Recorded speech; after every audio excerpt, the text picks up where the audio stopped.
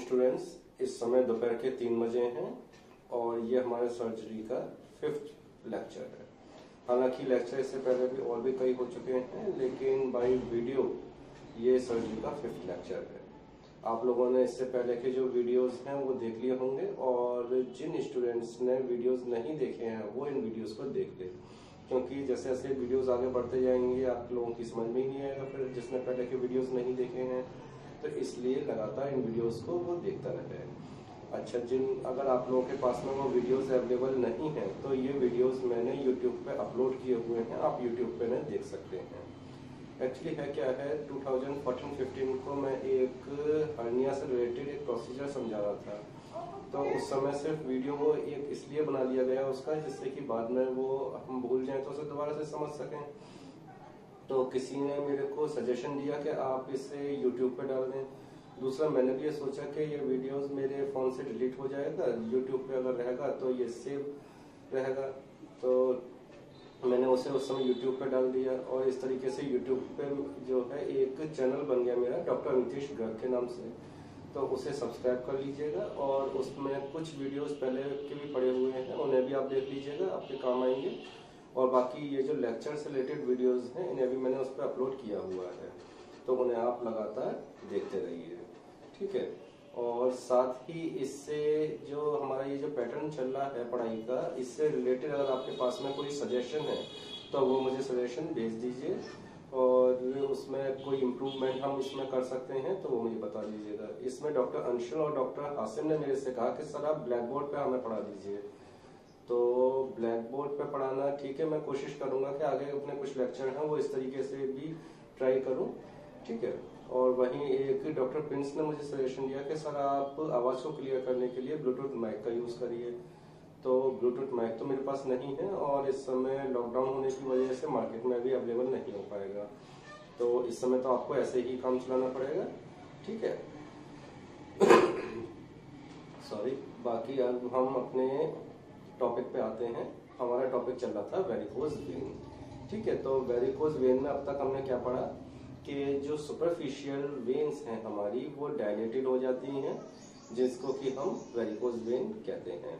देखो, जनरली होता क्या है कि हमारे जो हार्ट है उससे 2 प्रकार की ब्लड वेसल्स निकलती हैं। होता क्या है, उसमें 2 प्रकार की हम कह सकते हैं कि ब्लड वेसल्स देखने को मिलती हैं। एक तो वो ब्लड वेसल्स जो कि हार्ट से निकलती हैं और हार्ट से ब्लड को पूरे शरीर में पहुंचाती हैं, इन्हें हम आर्टरीज के नाम से जानते हैं। और होता क्या है कि इनमें किसी तरह के कोई वॉल्व नहीं होते हैं, क्योंकि इनको ब्लड को आके पहुंचाने के लिए किसी प्रेशर की जरूरत नहीं पड़ती। ऑलरेडी ब्लड हार्ट से ही जो है वो प्रेशर के तहत ब्लड इनमें आता है, जिसकी वजह से इन्हें किसी प्रेशर की जरूरत नहीं, एक्स्ट्रा प्रेशर की जरूरत नहीं पड़ती कि इनको जो है ब्लड को आगे पहुंचाने के लिए। तो इनमें किसी तरह के वॉल्व देखने को नहीं मिलते। वहीं इनके अपोजिट एक दूसरी प्रकार की ब्लड वेसल्स जो है हार्ट से निकलती हैं, जो कि पूरी बॉडी का जो ब्लड है वो हार्ट तक पहुंचाती हैं। तो इनको जरूर प्रेशर की जरूरत पड़ती है, क्योंकि इनको पूरी बॉडी का जो ब्लड है वो हार्ट तक पहुंचाना है। और कई बार तो इनको ग्रेविटी के अपोजिट काम करना पड़ता है, जैसे कि जब हम खड़े हुए हैं तो जो लेग्स की वेन है उनको ग्रेविटी के अपोजिट काम करना पड़ता है और इस ब्लड को हार्ट तक पहुंचाना पड़ता है। तो इसके लिए इनमें एक वॉल्व्स होते हैं जो कि इस तरीके से होते हैं। ये 1 वे वॉल्व्स होते हैं, यानी कि एक बार अगर इसमें से ब्लड ऊपर चला गया तो वो वापस बैक फ्लो नहीं हो पाता, क्योंकि बैक फ्लो होने पर ये इस तरीके से बंद हो जाते हैं। लेकिन वहीं जब किसी भी रीजन की वजह से ये जो वॉल्व्स हैं ये हमारे खराब हो जाते हैं, तो क्या होता है कि ब्लड ऊपर जाने पर फिर वापस बैक फ्लो भी हो जाता है। जब वो रिवर्स ब्लड आ रहा है तो नीचे का जो कंपार्टमेंट है वो डायलेटेड हो जाता है, जिसको हम वेरिकोज वेन के नाम से जानते हैं, ठीक है। तो ये था, हमने पढ़ा वेरिकोज वेन के बारे में। अच्छा, कौन कौन से एटियोलॉजिकल फैक्टर्स होते हैं, यानी कि वो कौन से फैक्टर्स होते हैं अगर वो प्रेजेंट है तो वेरिकोज वेन डेवलप होने के चांस बढ़ जाते हैं। जैसे कि हम अगर ये है कि ज़्यादा देर तक खड़े रह रहे हैं, कुछ प्रोफेशन इस तरीके के हैं, जैसे सर्जरी का प्रोफेशन हो गया, रिक्शा पुलर हो गए, एथलीट्स हो गए और ये सिक्योरिटी गार्ड्स हो गए, तो इनके प्रोफेशन इस तरीके के हैं, इनको लंबे समय तक खड़े रहना पड़ता है। जब लंबे समय तक इंसान खड़ा रहेगा तो वेन्स को लगातार ग्रेविटी के अपोजिट काम करना पड़ेगा और उस समय वेरिकोज वेन डेवलप होने के चांस बढ़ जाएंगे। ओल्ड एज में क्योंकि ये है बुढ़ापे में क्या होता है, ओल्ड एज में जो हमारी मसल्स हैं वो वीक हो जाती हैं, इसलिए वेरिकोज वेन डेवलप होने के चांस बढ़ जाते हैं। फिर प्रेगनेंसी में प्रोजेस्टेरॉन के ज्यादा बनने की वजह से क्या होता है, प्रोजेस्टेरॉन वेन्स को जो है डायलेट करता है, उनको स्मूथ बनाता है, जिसकी वजह से और बाकी बॉडी का पे वेट, जो बॉडी का वेट है वो भी यानी क्या लेग्स पे पड़ता है, जिसकी वजह से वेरिकोज वेन डेवलप होने के चांस बढ़ते हैं। ठीक है, उसके अलावा कोई इंजरी हो जाए लेग्स पे हमारी, ठीक है, किसी तरह का ट्रॉमा कोई हो जाए तो भी वेरिकोज वेन होने के डेवलप होने के चांस बढ़ जाते हैं। इसमें फिर हमने देखा कि क्लिनिकल फीचर्स हमें क्या देखने को मिलेंगे कि पेशेंट थका हुआ महसूस करेगा, जैसे जैसे दिन बीतेगा वैसे वैसे उसको एक हल्का सा पेन महसूस होगा पैर में, पिटिंग एडिमा इसमें देखने को मिलेगा। देखो पिटिंग एडिमा आप लोगों ने ये देखा है कि खाली सिर्फ वेरिकोज वेन में नहीं बल्कि और भी कुछ डिसीज हैं उनमें भी पिटिंग एडिमा, जैसे हार्ट लंग्स की डिसीज हैं उनमें भी पिटिंग एडिमा देखने को मिलता है। बाकी इनके अलावा खुजली है, खुजली करने की वजह से अल्सरेशन भी डेवलप होने के चांसेस में रहते हैं, तो ये लक्षण इसमें देखने को मिल सकते हैं। इसके बाद हमने देखा क्लिनिकल एग्जामिनेशन हम इसका कैसे करेंगे, तो इस तरीके का पेशेंट आता है तो उसका कफ इम्पल्स टेस्ट करेंगे। ये कफ इम्पल्स टेस्ट क्या है कि इसमें हम जो इसकी हमारी सेफनोफीमोरल ओपनिंग है वहां पे हम एक फिंगर रखेंगे, जैसे कि ये हमारा पेशेंट है, पेशेंट के लेग है, इसकी में यहाँ पे जो हमारा ग्रोइन रीजन है, इंग्वाइनल रीजन है, यहाँ पे सेफनोफीमोरल ओपनिंग होती है। तो यहाँ पे हमने क्या किया कि एक फिंगर को यहाँ पे रखा उसकी ओपनिंग पे और पेशेंट से खांसने के लिए बोला। अगर पेशेंट को खांसने पर यहाँ पे हमें इम्पल्स महसूस होती है तो उससे पता लगता है कि जो हमारे इसके जो वॉल्व है वो खराब हो सकते हैं और इसमें वेरिकोसिटी डेवलप हो सकती है। ठीक है, दूसरा जो टेस्ट इसमें हमने बताया था वो था ट्रेंडलेनबर्ग टेस्ट। इसमें हम क्या करते हैं, इसमें पेशेंट को हम कहते हैं कि अब वो अपने जो लेग है उसको एलिवेट करे। जब वो अपने लेग को एलिवेट करता है तो क्या होता है कि जो भी ब्लड है वो सब वेन एम्प्टी हो जाती हैं, ब्लड सब नीचे पहुंच जाता है।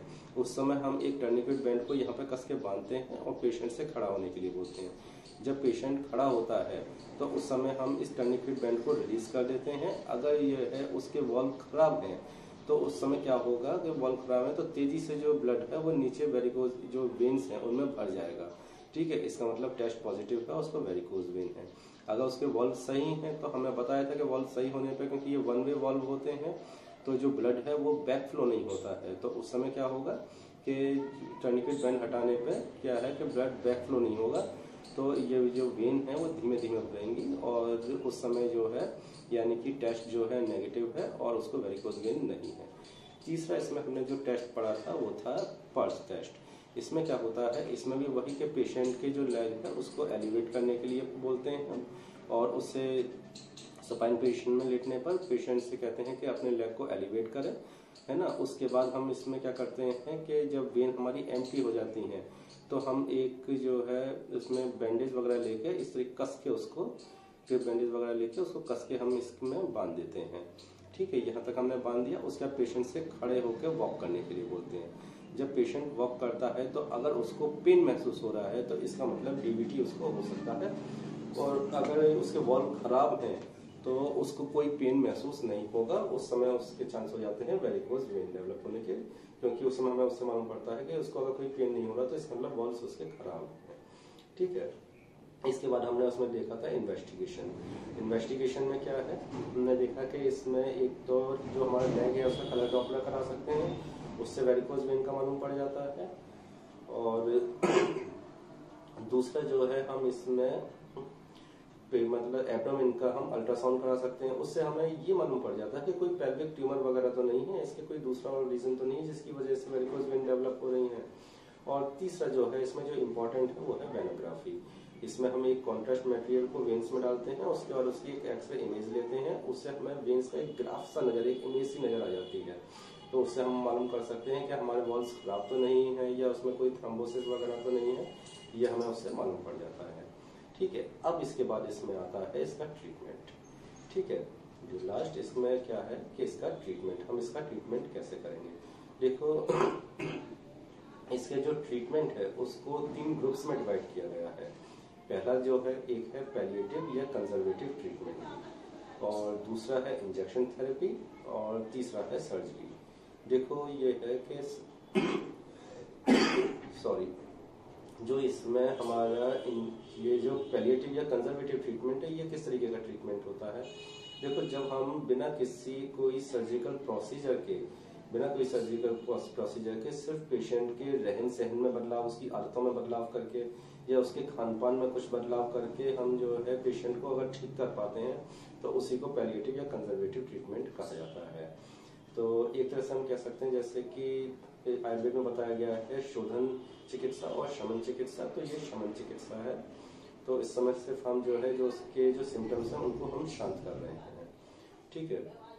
तो उनको हम शोधन नहीं कर रहे बल्कि उनको सिर्फ हम शांत कर रहे हैं। जैसे कि फिजियोथेरेपी है, फिजियोथेरेपी जो है वो एक तरह से हम कह सकते हैं कंजर्वेटिव ट्रीटमेंट है, ठीक। तो इसमें हम करते क्या हैं और खासतौर से कब ये जरूरत पड़ती है, कब ये हम करते हैं। देखो, जब वेरिकोज वेन डेवलप नहीं हो, यानी कि चांस हो के आपको वेरिकोज वेन डेवलप हो जाएगी, जैसे ओल्ड एज है या जो है आपको प्रेगनेंसी हो रही है ना, तो उस समय आपके वेरिकोज वेन डेवलप होने के चांस होते हैं। तो उस समय हम ये कंजर्वेटिव ट्रीटमेंट अपनाते हैं। और या फिर वेरिकोज वेन डेवलप हो गई है लेकिन अपनी शुरुआती स्टेज में है, तो उस समय हम पैलिएटिव या कंजर्वेटिव ट्रीटमेंट लेते हैं। इसमें हम करते क्या है कि कुछ प्रिकॉशन रखते हैं, जैसे कि अगर पेशेंट को हम ये कहते हैं कि वो ज़्यादातर अपने पे जो है खड़े हो, मतलब स्टैंडिंग कंडीशन में नहीं रहे, ज़्यादा खड़ा हुआ नहीं रहे, बल्कि वो ज़्यादातर बैठे और आराम करें। दूसरा हमने कह सकते हैं कि जैसे प्रेगनेंसी है, हमने खुद भी देखा है, आप लोगों ने जानते होंगे कि प्रेगनेंसी में आप पेशेंट को क्या एडवाइस करते हो। आप देखते हो कि पेशेंट के जो पैर हैं उसमें पिटिंग एडिमा देखने को मिलता है प्रेगनेंसी में आपको। तो उस समय आप पेशेंट को एडवाइस करते हो कि वो बैठे और जब लेटे तो अपने पैरों के नीचे गद्दा या तकिया रख के उन्हें ऊंचा कर ले। ठीक वही हम इसमें कहते हैं कि पैरों को अपने उठा के रखे और अपने पैरों के नीचे लेटने पे गद्दा या तकिया अपने पैरों के नीचे रख ले और बैठने पे स्टूल आगे रख ले, उस पर अपने पैरों को रख ले, ठीक है। और फिर हम और दूसरा हम ये कर सकते हैं उसमें कि उसके जो हमारे पैर है उस पर क्रिप बैंडेज बांध सकते हैं। जैसे कि आपने ये देखा कि ये उसका पैर है और उसमें हम इस तरीके से उसके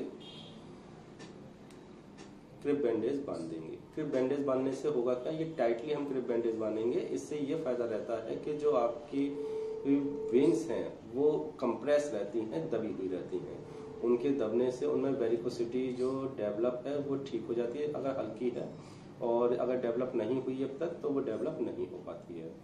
तो ये हम बोलेंगे पेशेंट्स को जो है क्रिप बैंडेज बांधने के लिए इस तरीके से टाइटली, ठीक है। अच्छा, इसी में क्या है कि एक आता है कंप्रेशन स्टॉकिंग, यानी कि बने हुए भी जैसे हमारे जो है सॉक्स होते हैं उसी तरीके के थोड़े से लंबे बने हुए जो है कंप्रेशन स्टॉकिंग्स आते हैं, तो उनका हम यूज करते हैं। ये कंप्रेशन स्टॉकिंग्स क्या होते हैं और किस तरीके से ये यूज किए जाते हैं ये आप इस वीडियो में देख पाएंगे। Please ensure that the nails are cut periodically.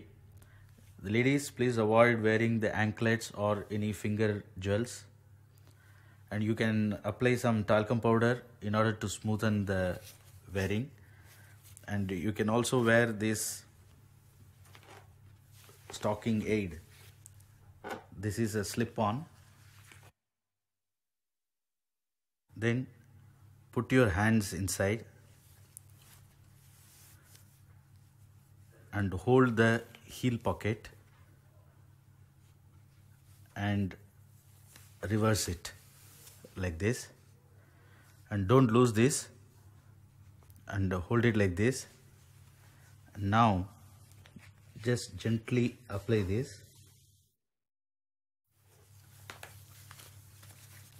and pull it up to the heels, and then hold it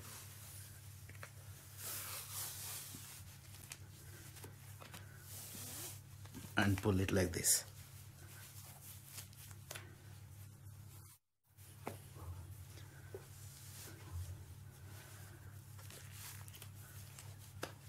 If there are any wrinkles, just smoothen them, and now you can remove this slip-on. That's all. तो students, आपने देखा कि किस तरीके से हमने compression जो stockings हैं वो इस तरीके के टाइटली मोजे टाइप के हैं और उनको हम पहन लेते हैं तो उससे क्या रहता है कि जो हमारी वेन्स हैं वो कंप्रेस रहती हैं, इसीलिए इनको कंप्रेसिंग स्टॉकिंग्स कहते हैं। वो कंप्रेस रहती हैं, दबी रहती हैं, जिसकी वजह से वेरिकोसिटी डेवलप होने के चांस नहीं होते। तो ये शुरुआती जब आपकी स्टेज है, या हमने बोला भी है कि कंजर्वेटिव ट्रीटमेंट, यानी कि बिल्कुल जो आपकी वेरिकोज वेन डेवलप नहीं हुई है या डेवलप हुई भी है तो बिल्कुल शुरुआती स्टेज में है, तो उस समय आप इनका यूज कर सकते हैं। इसके बाद जो दूसरा जो ग्रुप आता है ट्रीटमेंट का, वो है इंजेक्शन थेरेपी। इसको हम स्क्लेरोथेरेपी भी कहते हैं। इसमें होता क्या है कि एक खास तरीके का स्क्लेरोसेंट एजेंट जो होता है, स्क्लेरोसेंट एजेंट क्या होता है, एक इरिटेंट सॉल्यूशन होता है। इरिटेंट सॉल्यूशन हम उसे कहते हैं जो कि एक आपकी बॉडी में जाकर इरिटेंट करे, यानी कि एक जिसकी वजह से एक पेन डेवलप हो बॉडी में, यानी कि एक उत्तेजक पदार्थ जिसकी वजह से एक पेन डेवलप हो रहा है या दाहा उत्पन्न करने वाला पदार्थ, तो इस तरीके के पदार्थ को हम इरिटेंट सॉल्यूशन कहते हैं और ये हम स्क्लेरोसेंट एजेंट के रूप में इसमें यूज करते हैं। इसमें एक इंजेक्शन के थ्रू इस स्क्लेरोसेंट एजेंट को सॉल्यूशन को हम वेन्स में डालते हैं और जैसे ही हम वेन्स में डालते हैं तो वो तुरंत ही क्या है, ये इरिटेंट करता है वहाँ पे, जिसकी वजह से क्या होता है वहाँ पे ग्रेनुलेशन टिश्यू डेवलप हो जाते हैं। ये ग्रेनुलेशन टिश्यूज क्या होते हैं, आपने देखा होगा कि जब कोई आपके घाव या वाउंड हो जाता है तो वो जब हील करता है तो उसके चारों तरफ आपने देखा होगा एक पिंकिश सी जो है एक लेयर बनने लग जाती है। इसी को हम ग्रेनुलेशन टिश्यू कहते हैं। ग्रेनुलेशन टिश्यूज की वजह से ही बनती है, एक नए जो है ग्रेनुलेशन टिश्यूज बन रहे हैं उसमें, जिसकी वजह से पिंकिश लेयर बन रही है और धीमे धीमे आपने देखा होगा कि वो जो है कड़ी हो जाती है, एक स्कार के रूप में बन जाती है, जब हम उसे बोलते हैं फाइब्रोसिस डेवलप हो गई। ठीक है, तो वही काम इसके अंदर वेन्स के अंदर भी हो रहा है कि आपके ग्रेनुलेशन टिश्यूज डेवलप हो रहे हैं, धीमे धीमे उसमें फाइब्रोसिस डेवलप हो रही है, जिसकी वजह से जो वो पूरी वेन है वो आपकी हार्ड हो गई। ठीक है, ऐसा होने पर जो है उस वेन से ब्लड फ्लो नहीं हो पाएगा। तो अब आप कहोगे कि इस तरीके से तो हमारी वेन ही बेकार हो गई, लेकिन उससे कोई फर्क नहीं पड़ता है, क्योंकि आपकी बॉडी में बहुत सारी वेन्स होती हैं, तो बाकी वेन्स अपना काम करती रहेंगी। तो अगर उसमें कुछ वेन्स आपकी बेकार हो भी गई तो उससे कोई फर्क नहीं पड़ता है। ठीक है, तो आप इस तरीके से इसमें स्क्लेरोसेंट की जो सॉल्यूशन है कौन कौन से हैं, जैसे कि सोप सॉल्यूशन है, आपका फिनॉल प्लस आलमंड ऑयल है उसका यूज़ कर सकते हो, फिनॉल प्लस वाटर है उसका यूज़ कर सकते हो, फिनॉल प्लस ग्लिसरीन है उसका यूज़ कर सकते हो, कुछ क्रिस्टलॉइड सॉल्यूशन होते हैं उनका यूज़ कर सकते हो स्क्लेरोसेंट एजेंट के रूप में। ठीक है, इसको हम स्क्लेरोथेरेपी भी इस तरह से बोलते हैं। तो इसमें जो सॉल्यूशन है वो लगभग आप इंजेक्शन के थ्रू वेन्स में देते हो और एक बार में 1 से 2 ml तक इसमें इंजेक्शन दे सकते हो। ठीक है, और एक मतलब एक साइड पे, दूसरा ये है कि आपने दोबारा से फिर दूसरी वेन में लगाया तो फिर 1 से 2 ml दे सकते हो। इस तरह से एक सिटिंग में आप टोटल जो है आपकी जो डोज रहनी चाहिए वो 10 से 12 ml से ज़्यादा नहीं होनी चाहिए, उससे कम होनी चाहिए।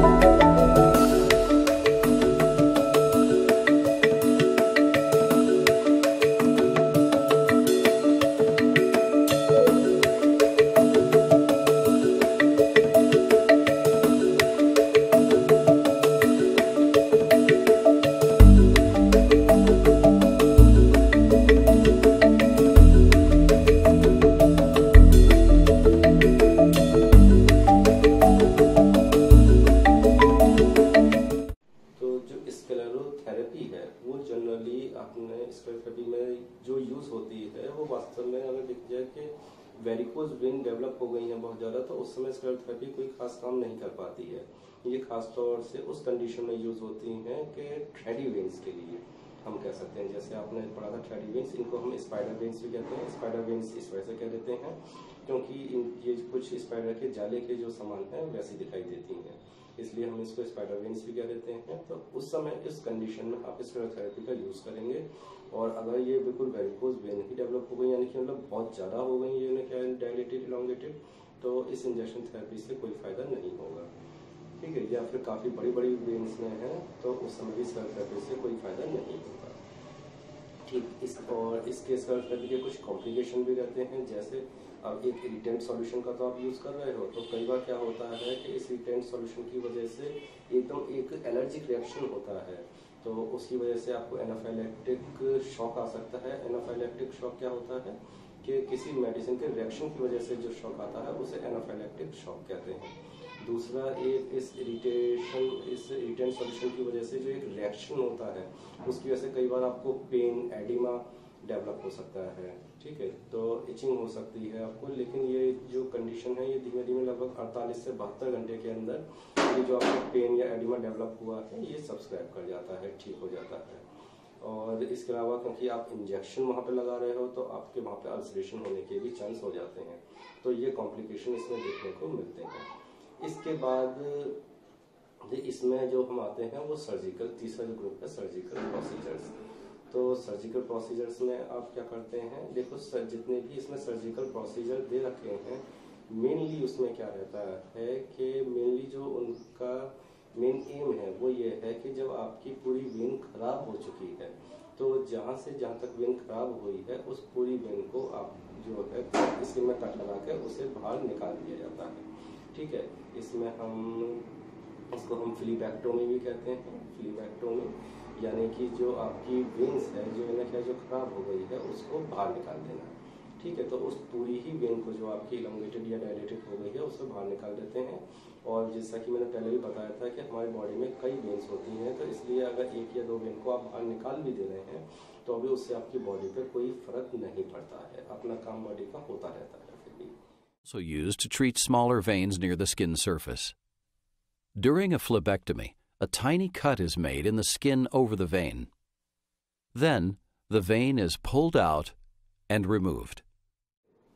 तो ये आप सर्जरी करते हैं। इसमें जैसे कि इसमें सर्जरी में दे रखे हैं आपकी ट्रेंडिलेनबर्ग ऑपरेशन। इसमें भी आप क्या करते हैं कि जो आपकी सेफनियस वेन है इसको ऊपर से आप जो फीमोरल इसकी ओपनिंग है वहाँ के पास से इसको लाइगेट करते हैं, और फिर आप इसको जो आपका नी जॉइंट है उसके नीचे से आप इसको एक कट लगा के स्किन में और वहाँ से वहाँ तक पूरा इसको निकाल देते हैं, ठीक है। Healthcare provider may advise a more invasive procedure, such as vein stripping.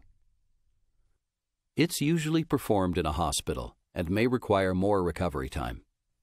Usually, 2 or 3 cuts are made in the skin over the damaged vein.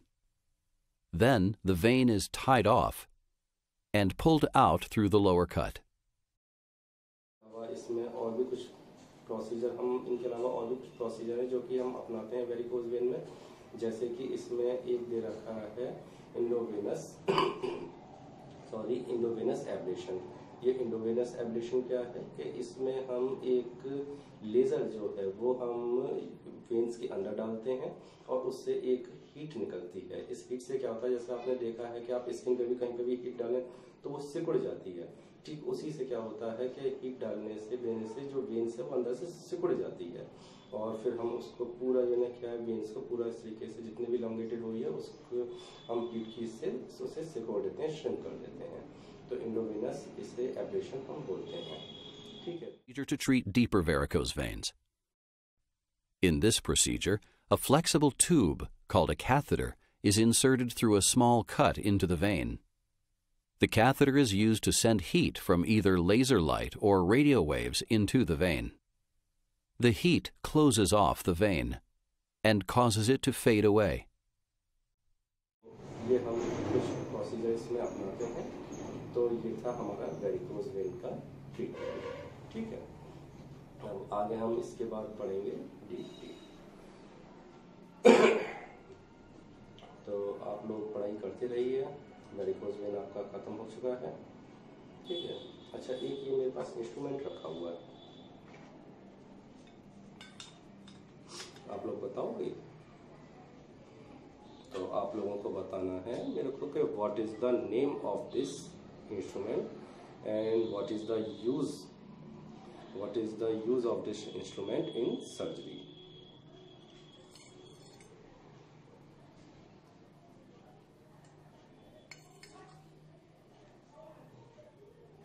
हालांकि 14-15 बैच को तो बताना चाहिए, इंस्ट्रूमेंट सब देख चुका है, और बाकी 15-16 बैच भी कोशिश करें कि पहचानने की क्या कौन सा इंस्ट्रूमेंट है ये और सर्जरी में उसका क्या यूज़ है, और फिर व्हाट्सएप ग्रुप पे मुझे आंसर दें। ठीक है, तो आज के लिए यहीं पे टॉपिक अपना ख़त्म करते हैं लेक्चर। फ्रेंड्स, अभी डॉक्टर आस्था ने मेरे से एक क्वेश्चन किया है। उन्होंने मेरे को एक इमेज दिखाई और उन्होंने मेरे से पूछा कि सर क्या ये वेरिकोज वेन है। मैंने कहा हाँ ये वेरिकोज वेन है। तब उनको थोड़ा सा सरप्राइज हुआ कि सर ये वेरिकोज वेन कैसे है। तो मुझे लग रहा है कि सरप्राइज आप इसलिए हुए कि शायद आप अभी पूरी तरीके से वेरिकोज वेन को समझे नहीं हैं। देखो, वेरिकोज वेन बॉडी में कहीं पे भी हो सकती है। ये एक अलग बात है कि लेग्स पे ये सबसे ज़्यादा देखने को मिलती है, क्योंकि लेग्स ही जो है एक ग्रेविटी के अपोजिट लेग्स को वर्क करना पड़ रहा है और जो ब्लड है उसको हट तक पहुंचाना पड़ रहा है। लेकिन ऐसा नहीं है कि वेरिकोज वेन और जगह नहीं हो सकती। वेरिकोज वेन बॉडी में कहीं पे भी हो सकती है। एक चीज तो अगर पेट पे मिल रही है तो ऐसा नहीं है कि वो वेरिकोज वेन नहीं होगी, पेट पे भी वेरिकोज वेन मिल सकती है। सेकंड चीज कि सिर्फ ऐसा नहीं है कि वेन्स के जो वॉल्व्स हैं वो खराब होने की वजह से ही वेरिकोज वेन डेवलप होगा, क्योंकि जो है मेन रीजन जो मेन कॉज होता है वो यही होता है कि वेन्स के जो वॉल्व्स हैं वो खराब हो जाते हैं, जिसकी वजह से वेरिकोज वेन डेवलप होगी। लेकिन कोई भी रीजन जिसकी वजह से ब्लड आगे नहीं बढ़ पाए, है ना, किसी भी रीजन की वजह से अगर ब्लड आगे नहीं बढ़ पा रहा है तो क्या होगा कि वो वापस बैक होगा, बैक फ्लो होगा उसका ब्लड का, तो वो पीछे ही भरने लग जाएगा ब्लड। जब वो आगे नहीं जा पाएगा तो पीछे ही भरेगा। जब वो पीछे ही भरेगा तो क्या होगा कि जो सबसे कमजोर वेन्स होंगी तो वो क्या होंगी, इलोंगेटेड या डायलेटेड हो जाएंगी, फैल जाएंगी वो वेन्स, जो कि सबसे कमजोर वेन होंगी। इसी को हम वेरिकोसिटी बोलते हैं। तो ये जो इन्होंने इमेज दिखाई है, उन्होंने बताया कि सिरोसिस ऑफ लिवर का पेशेंट है। तो क्योंकि सिरोसिस ऑफ लिवर में क्या होता है कि जो लिवर की सेल्स हैं वो हार्ड हो जाती हैं। जब वो सेल्स हार्ड हो जाती हैं तो जो ब्लड है वो आगे लिवर को क्रॉस नहीं कर पाता है, आगे नहीं जा पाता है। लिवर से ये जो ब्लड है ये वेना कवा में जाता है, लेकिन जब वो सेल्स ही हार्ड हो गई है तो वो जो ब्लड है वो आगे जा नहीं पा रहा है वेना कवा में, और वो पीछे ही बैक फ्लो हो रहा है। जिसकी वजह से क्या हो रहा है कि जो पोर्टल वेन है उसकी पोर्टल हाइपरटेंशन का भी एक रीजन होता है कि जो पोर्टल वेन है क्योंकि उसमें बैक फ्लो हो रहा है तो पोर्टल वेन में ही ये ब्लड इकट्ठा होता जा रहा है, आगे जा नहीं पा रहा है। तो ऐसी कंडीशन में क्या होगा कि यानी क्या है कि जो पेट की वेन्स हैं वो डायलेटेड हो जाएंगी, जिसकी वजह से ये जो है इमेज है इसमें नजर आ रहा है कि जो पेट की वेन्स हैं सुपरफिशियल वेन्स वो डायलेटेड हो गई हैं, तो इसलिए हम ये वेरिकोज वेन है। ठीक है, तो ये हमेशा ध्यान रखना, वेरिकोज वेन बॉडी में कहीं पे भी हो सकती है ना, जहाँ पे की वेन जो है प्रेशर ज्यादा पड़ने की वजह से इलोंगेटेड हो जाए, डायलेटेड हो जाए।